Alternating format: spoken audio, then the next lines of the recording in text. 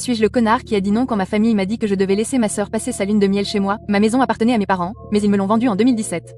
C'était une sorte de maison de vacances familiale. Tous les 2 ans, quand mes grands-parents étaient en vie, ils nous invitaient, nous les enfants, là-bas pour une semaine. Avance rapide jusqu'à la fin de 2016. Ma sœur a été acceptée dans l'université de ses rêves. Je ne dirai pas laquelle, mais c'est une grande université. Tout le monde était excité et fier d'elle. Moi aussi. Mais une semaine plus tard, mes parents ont appelé pour me demander si j'avais déjà trouvé une maison. J'en cherchais une, et ma famille le savait. J'avais économisé depuis que j'ai commencé mon premier emploi à 20 ans. J'ai dit non. Alors, mon père m'a suggéré de leur acheter la maison du lac. Je leur ai demandé pourquoi ils voulaient la vendre. Il s'avère que SS n'avait pas d'économie pour l'université et n'a pas obtenu de bourse comme elle l'avait prévu et nos parents ne pouvaient pas non plus se permettre de tout payer. J'ai demandé pourquoi elle n'avait pas obtenu de prêts étudiants et ils ont dit qu'ils ne voulaient pas qu'elle ruine son crédit. Donc, leur solution a été de vendre la maison du lac et d'utiliser l'argent de cette vente pour financer ses études. J'avais beaucoup de bons souvenirs de la maison du lac. Alors, j'ai finalement accepté. Je travaille par ordinateur. Donc, après avoir obtenu une bonne connexion internet là-bas, j'ai emménagé directement et j'y suis depuis. Ma copine a emménagé définitivement l'année dernière et c'était plutôt heureux. Ma sœur et son petit ami d'université se sont fiancés. Nos parents ont accepté de payer pour le mariage, mais comme beaucoup d'autres à l'époque, les plans ont été retardés. Elle a dû le reporter à cette année et doit maintenant le célébrer dans 6 mois. J'ai même accepté de faire partie du cortège nuptial. Des problèmes sont survenus récemment lorsque ma sœur m'a demandé où j'allais rester pendant les 2 semaines qui ont suivi son mariage. Intriguée, j'ai répondu chez moi. Elle m'a regardé d'un air aigri et m'a dit que ça ne marcherait pas. Elle et son fiancé seraient là et ils voulaient du temps en privé. J'ai demandé pourquoi ils seraient chez moi et elle m'a dit que c'était là qu'ils passaient leur lune de miel, 2 semaines seuls dans une maison au bord du lac.